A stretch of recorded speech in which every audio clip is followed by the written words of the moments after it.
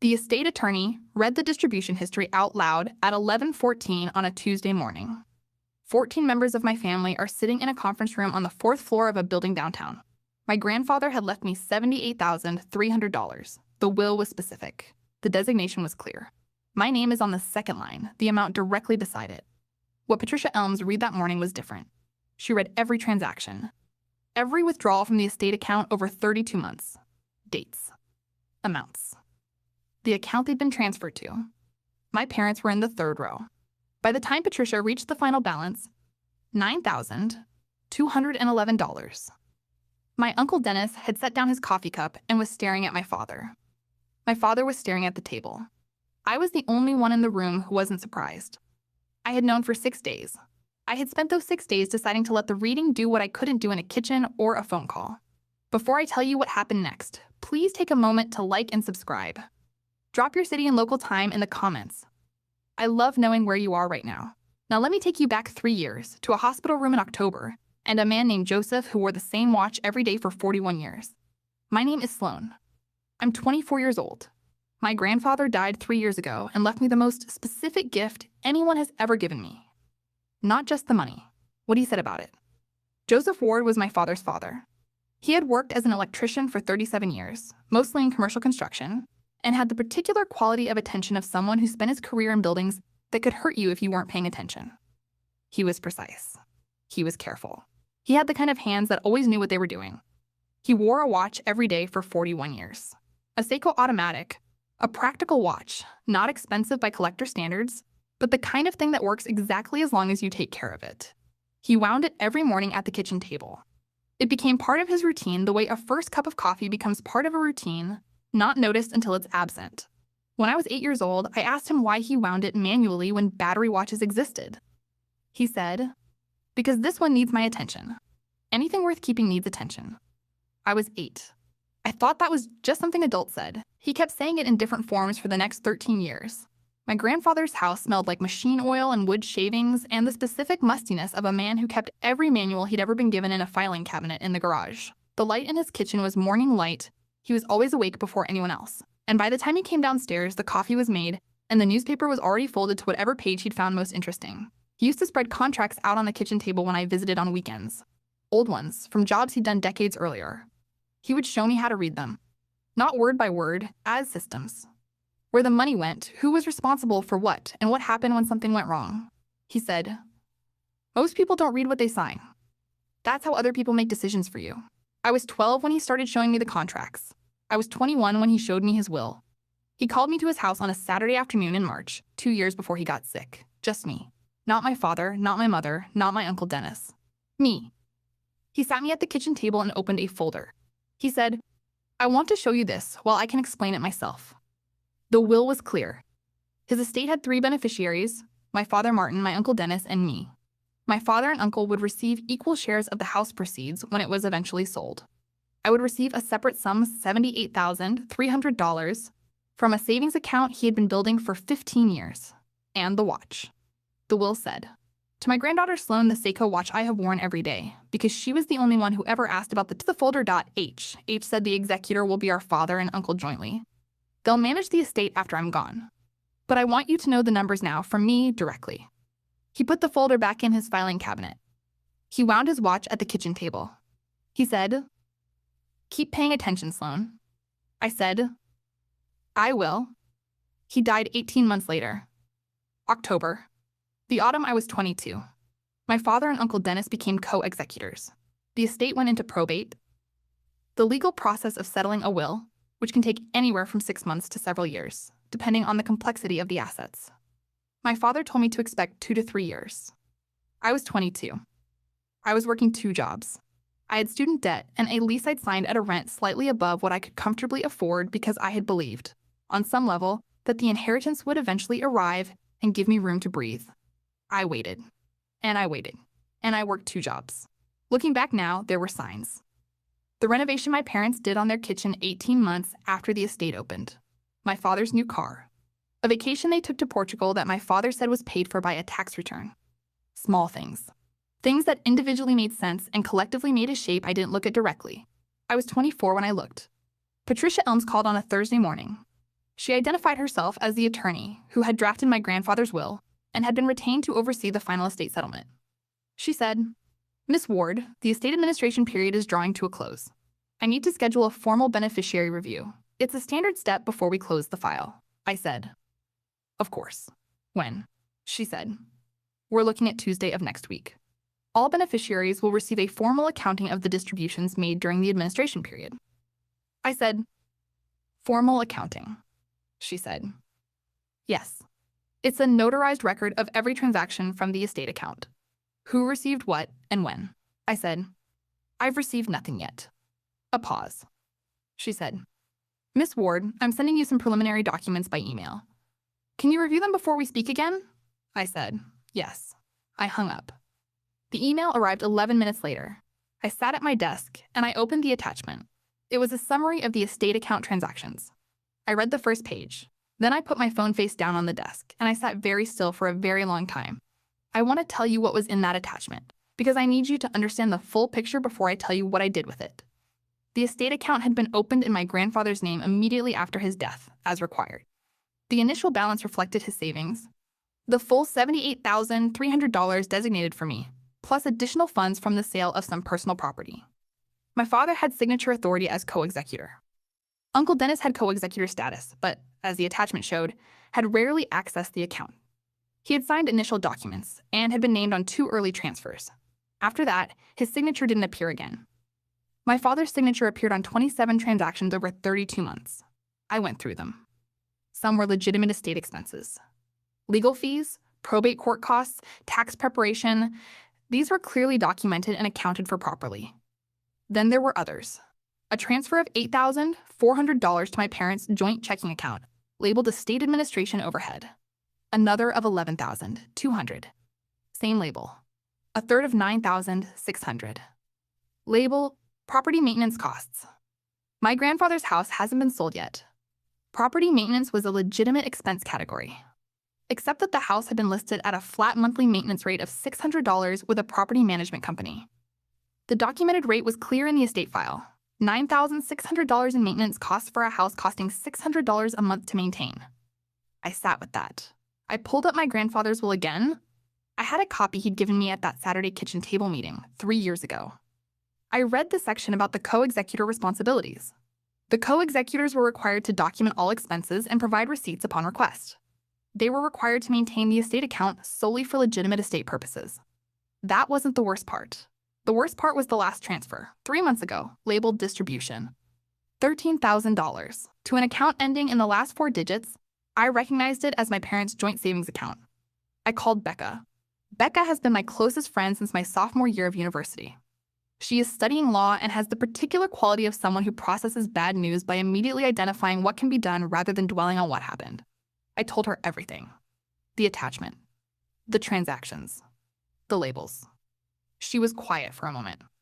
Then she said, "Sloan, co-executors have a fiduciary duty to the beneficiaries. That's a legal obligation. Using estate funds for purposes not related to estate administration isn't just a breach of trust. It's potentially a civil matter." I said, "Potentially."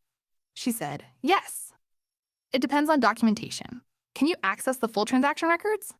I said, "Patricia is sending them ahead of Tuesday's meeting." She said, "Good.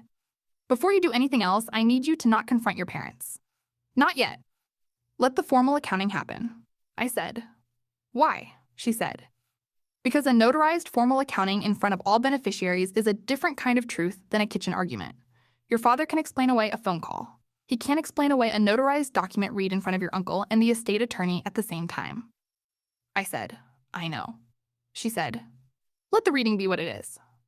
I said, "Yes." 3 days later, the full transaction history arrived. 41 pages. Every entry is documented in the way a co-executor is required to document them. The total of transfers to my parents' joint accounts, $64,311. The remaining balance designated for me, $9,211 of $78,300. I read every page. I didn't call my parents. I called Patricia Elms instead. Patricia answered on the second ring. I said, "Patricia, I've reviewed the transaction history. I have some questions." She said, "I expected you might." I said, The transfer is labeled estate administration overhead.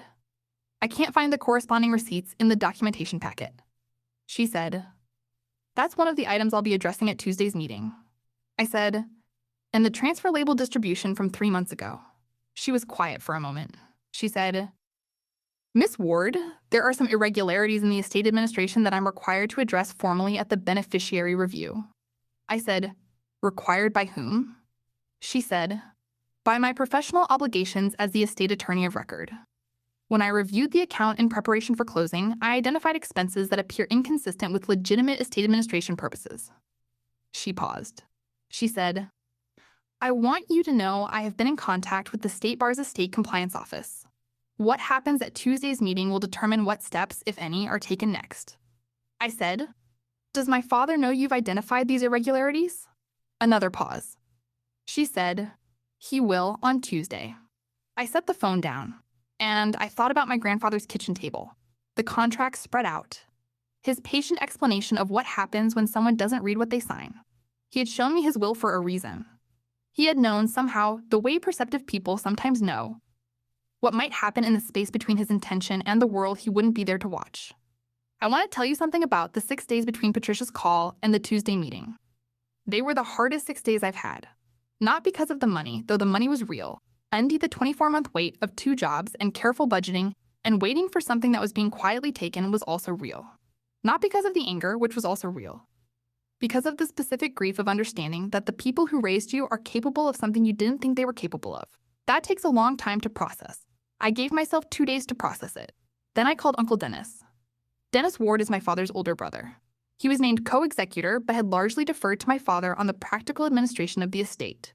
He is a quiet man, a retired schoolteacher, someone who has spent his life in systems that have rules and trusts that the people around him will follow those rules.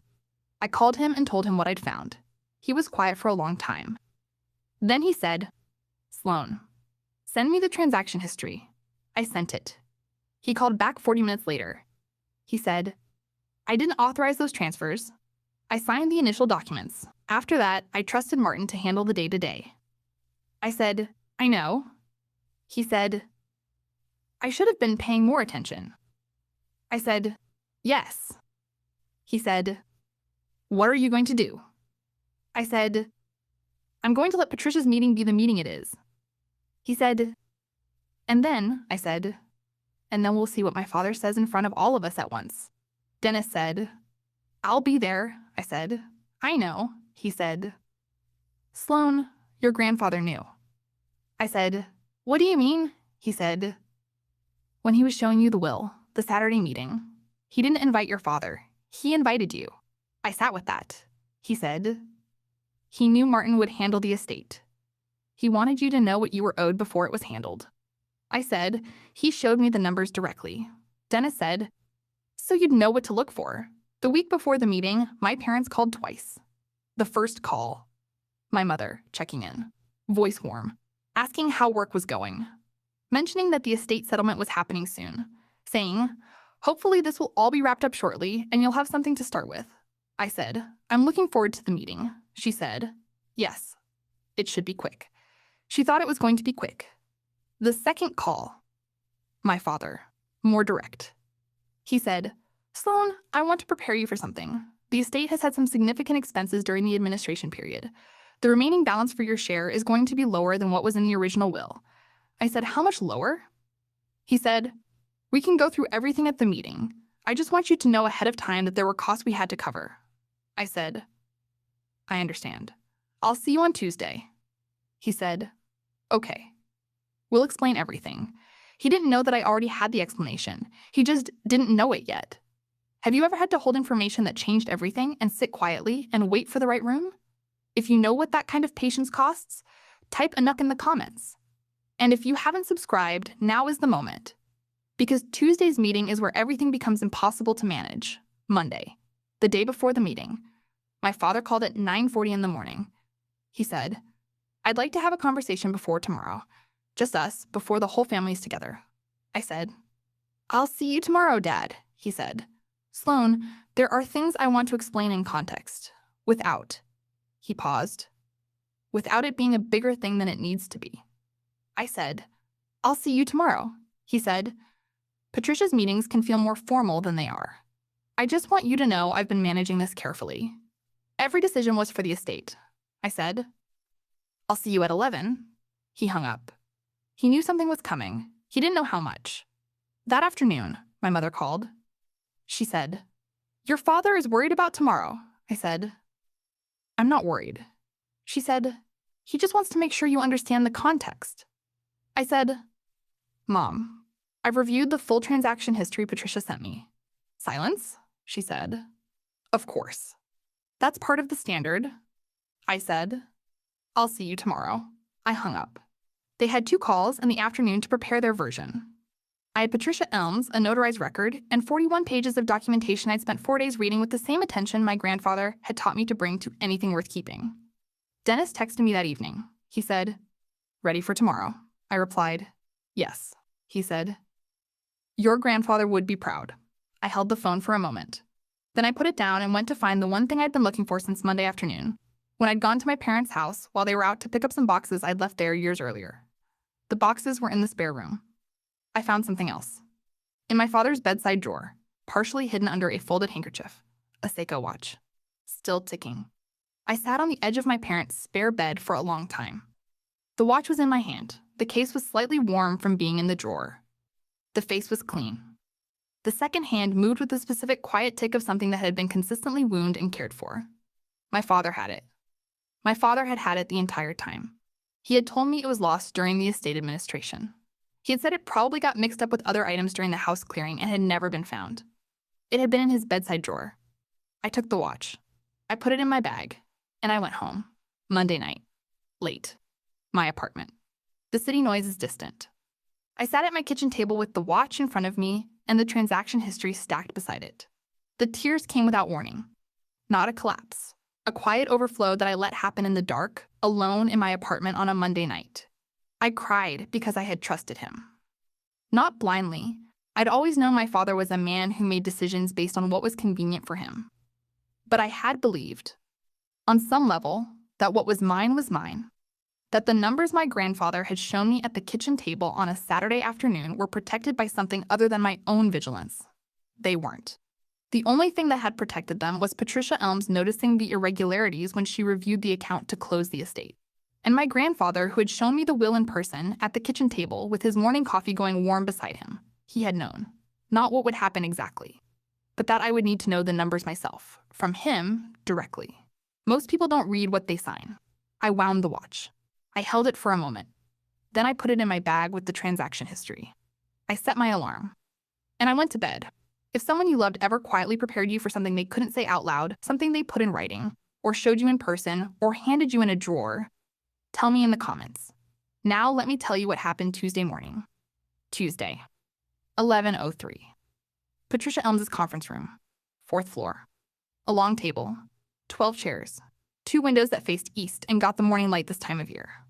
14 people. My parents. My uncle Dennis and his wife Ruth. 3 cousins. 2 family friends who had been named in separate portions of the will. A younger associate from Patricia's office who had been present for the estate administration. I sat at the near end of the table.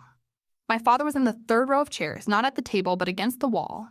He and my mother had arrived after most others and taken the secondary seating. Patricia stood at the front. She said, "Thank you all for coming. This is the formal estate settlement review for the estate of Joseph Richard Ward. Under state law, all beneficiaries are required to receive a notarized accounting of estate distributions before the estate can be formally closed." She opened her folder. She said, "I'll read the full transaction history. This document has been notarized, and a copy will be provided to each beneficiary today." She began to read. She read the initial balance, the estate expenses, the legal fees, the probate court costs, the property management contracts, everything documented, everything accounted for. Then she reached the administrative transfers. She read each one. Date, amount, destination account, label is entered by the co-executor. July 14th, $8,400. Estate administration overhead. October 2nd, $11,200. Estate administration overhead. January 19th, $9,600. Property maintenance costs. She read 12 such transfers. Each one is named, each one dated, each one is labeled. She said, "I want to note that During my review of these transactions in preparation for closing the estate, I was unable to locate corresponding receipts or documentation for the expenses labeled estate administration overhead and property maintenance costs, beyond the property management contract, which covered $600 monthly. The documentation as filed does not account for the remaining amounts. The room was very still. My Uncle Dennis had set down his coffee cup. Patricia said, "The total of undocumented transfers from the estate account is $64,311. The remaining balance designated for Sloan Ward in the original will is $9,211 of a designated amount of $78,300. She set down the folder. She said, "I am required to note that this accounting has been shared with the State Bar's Estate Compliance Office, as is my professional obligation when I identify irregularities in a supervised estate." Dennis said, "Martin?" One word. My father was looking at the table. My mother had her hand pressed flat on her knee the way she holds things when she's staying very still inside something difficult. Dennis said, "Martin, look at me." My father looked up. Dennis said, "You signed those transfers." My father said, "There were costs." Dennis said, "I was co-executor. I didn't sign those transfers." My father said, "The estate needed." Dennis said, $78,000 worth of needs? For a 3-bedroom house with a $600 property management contract? The room was quiet. Patricia said, "Miss Ward, do you have any questions about the accounting as read?" I said, "One." I reached into my bag. I placed the watch on the conference table. I said, "This was listed in my grandfather's will. It was reported as lost during estate administration." I looked at my father. I said, "It was in your bedside drawer." Nobody said anything. The second hand moved. That was the only sound in the room. The consequences fell like dominoes. Each one made a sound. The State Bar's Estate Compliance Office opened a formal inquiry 2 weeks after the meeting. When a co-executor uses estate funds improperly, it's a civil matter at minimum, and potentially a criminal one, depending on intent and documentation. The inquiry was assigned to an investigator whose job it was to determine which category this fell into. My father engaged his own attorney the week after the meeting. Dennis engaged the estate attorney separately from my father. They were co-executors, but their interests had diverged significantly on Tuesday morning. Patricia filed the notarized accounting with the probate court as required.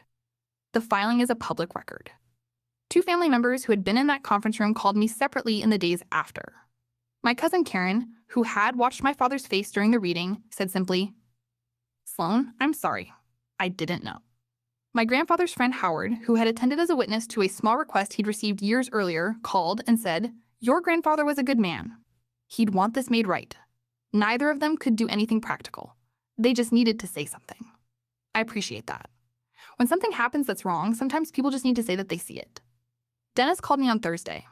He said, "I've spoken to my attorney. The co-executor obligations are clear. Any estate funds used outside of documented legitimate expenses are required to be restored to the estate."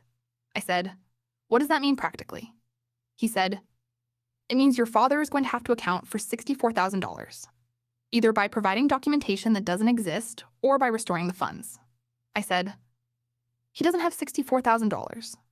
Dennis said, "I know. That's a problem he created." He paused. He said, "Sloan, I should have been monitoring the account more closely. I am partly responsible for the fact that this went on as long as it did." I said, "Yes." He said, "I'm going to make that right as part of this process." I said, "How?" He said, "I'm contributing from my own share of the estate toward restoring yours. Not because I'm required to, because I was responsible and I wasn't paying attention, and your grandfather would expect me to." I said, "Dennis." He said, "Don't argue with me. This is what's right." The inquiry took 4 months to complete. The findings were that the transfers represented a breach of fiduciary duty as co-executor. The recommended remedy was full restitution to the estate. No criminal referral was made. The standard for criminal theft requires proving intent to permanently deprive, which the documentation didn't fully establish, as my father claimed the funds were loans he'd intended to repay. The civil obligation was clear regardless. My father and Dennis together, my father from what he could liquidate, Dennis from his own estate share, restored $47,800 to the estate account over 6 months. Combined with the $9,000 remaining and Patricia's fee adjustment, I received $43,200. Not the $78,000. Not everything. but enough to matter. Enough to breathe differently. And the watch. I drove to my grandfather's house in November. It hadn't sold yet. The listing had been extended while the estate was in compliance review. The property management company still maintained it. I let myself in with the key I'd had since he died. The house smelled like it always had. Machine-oiled wood shavings and mustiness. The light through the kitchen window was November light, low, gray, the quality of late autumn mornings before the cold is fully established. I sat at his kitchen table. I had the watch with me. I set it on the table. I thought about the Saturday he had shown me the will, his morning coffee, the folder, his careful explanation of what each line meant. He hadn't been poetic about it. He had been practical. He'd said, "I want you to know the numbers from me directly." And then he had put the folder away and wound his watch. He had also written that line in the will. She was the only one who ever asked about the time I spent rather than the money I made. I had asked that once when I was 9. I had asked him what the hardest job he ever worked was. Not the biggest, not the best paid, the hardest. He had told me about a building downtown, early in his career, where the design had been poorly planned and the structural work kept having to be redone. He'd spent 3 extra months on that job. Every night, going home understanding the problem better than he had that morning. Returning the next day to fix it correctly. He said the money was the same as any other job. The time was what it cost. I had asked him about the time. I sat at his kitchen table with his watch in my hands, and I thought about what it means to pay attention. Not to outcomes. To the work itself. To the time spent on it. To the gap between intention and what actually gets built. My grandfather had built something carefully for 15 years and had shown me the plans before he left so that I would know what to look for when the construction didn't match. He had trusted me with the knowledge. I had paid attention. My father called me a month after the settlement was completed. He said, "I need to talk to you." We met at a coffee shop, neutral ground. His idea. He sat across from me with the specific posture of someone who has been thinking about what to say for weeks and is still not sure it's enough. He said, "I convinced myself it was temporary, that I would put it back, that the estate would have enough room." I said, "I know." He said, "That doesn't make it right." I said, "No, it doesn't." He said, "I don't know how to make it right. Beyond what I've already done." I said, "Start by saying it without the explanation attached." He said, "What?" I said, "Say what happened without the reason attached to it." He looked at his coffee. Then he said, "I took money that was meant for you. It wasn't mine to take." I said, "Yes." He said, "I'm sorry." I said, "I believe you." I did. I believe he is sorry. I am not sure if sorry is sufficient. Those are two things I can hold at the same time, and I'm learning to hold them without collapsing one into the other. My mother called 2 weeks later. She said, "I didn't know the full extent of it." I said, "I know." She said, "I saw the renovation, and I didn't ask where the money came from." I said, "Yes." She said, "I should have asked." I said, "Yes." She said, "I'm working on that." I said, "I know you are. That's where we are. Not repaired. In process. Imperfect and slow and honest in a way we haven't been before. The watch is on my desk at home. I wind it every morning. Not out of sentiment, though there is sentiment. Out of the understanding that anything worth keeping needs attention. He said that to me when I was 8. It took 16 years to fully understand what he meant. It's a weekday morning, coffee on. The early light coming through the window at the angle that happens this time of year. The watch on the desk beside my laptop. I've been thinking about my grandfather. About what he understood that I didn't at 22, when I was grateful for the inheritance and ready to trust my father with its administration. He understood that the gap between what you're owed and what you receive is managed by other people while you're not looking. That the documents are only as protective as the people who implement them.